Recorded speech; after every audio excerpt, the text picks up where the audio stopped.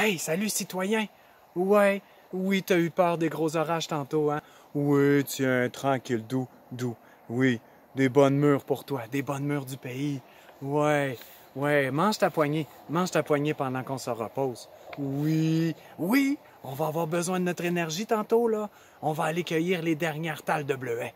Oui, les dernières talles de bleuets du pays. Oui, citoyen, t'as hâte, hein? Oui, reste, doux. Mange ta poignée. Je te raconte une histoire, citoyen. Philippides.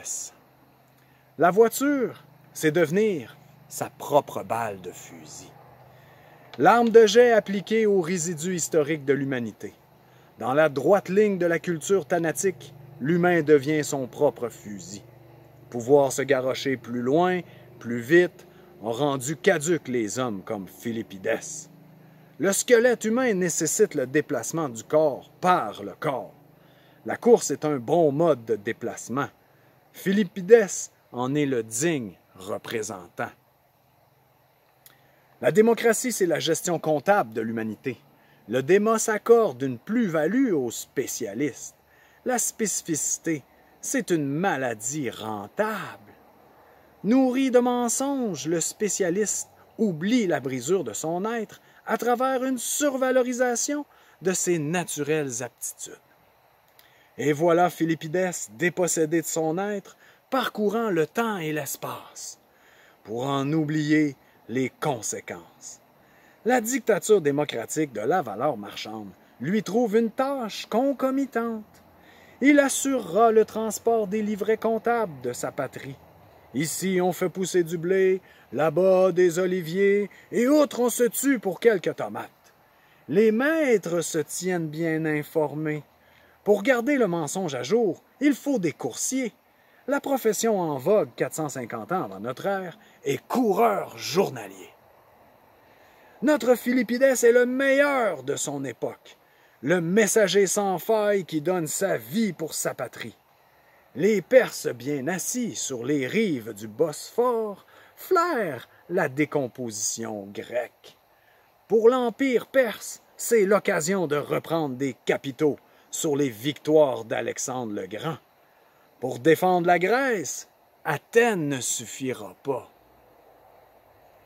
Oisif et artiste, l'Athénien devra pleurnicher à ceux qui se conservent une vigoureuse santé. My body, my choice. Citoyen. On envoie donc notre Philippides à Sparte, là où les hommes forts ont trouvé refuge face aux hommes faibles. Philippides enjoint Athènes à Sparte, séparés par plus de 240 kilomètres, qu'il parcourt en 2 jours. T'as-tu pensé, citoyen? 240 kilomètres en 2 jours. Il y avait des hommes forts dans ce temps-là. Oui! Sensibles aux larmes parfumées des Athéniens, les Spartiates sauveront le démos et son capital humain. Notre messager est un outil comme les autres. Il retourne dans son coffre pour y attendre les ordres. Il refait les 240 kilomètres en sens inverse. Le trouvant frais et dispo, ses maîtres l'envoient à Marathon.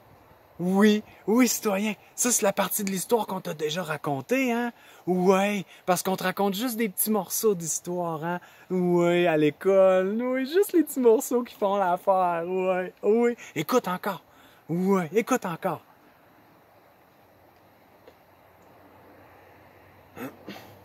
Pour notre Philippides, la prochaine promenade, c'est une promenade de santé. Il doit se rendre à Marathon, 40 kilomètres et des poussières. Les Spartes honorent leur réputation et défont les Perses pour un temps. Chargé du positif livret comptable de la victoire, notre journalier coureur préféré revient annoncer la riche nouvelle à ses compatriotes à Athènes. Un dernier 40 kilomètres méditatif. Dans son esprit fatigué, s'insinue la pensée subversive. Tous ces kilomètres parcourus par simple vanité, pour l'efficace gestion comptable du bétail humain, Athènes, sans son parfum. D'abord, le regret envahit Philippides. Ensuite, la pleurniche atomise son élan de naturalité. La trahison, voilà ce qui fait courir notre homme en réalité. Sa santé en prend un coup. La vérité toute nue, c'est un verre de ciguë. Néanmoins, Philippides livrera son dernier message aux sages d'Athènes. La date d'expiration de sa conscience coïncida avec la finalité de sa fonction sociétale. Croyait-il vraiment son dernier mensonge? Joie! Nous avons vaincu! Savait-il déjà qu'une poignée d'années plus tard, les traîtres, comme nos dirigeants politiques, allaient vendre Athènes aux Perses? Les traîtres vendus! Hey, toujours la même histoire, la mode qui revient. Hey, citoyens!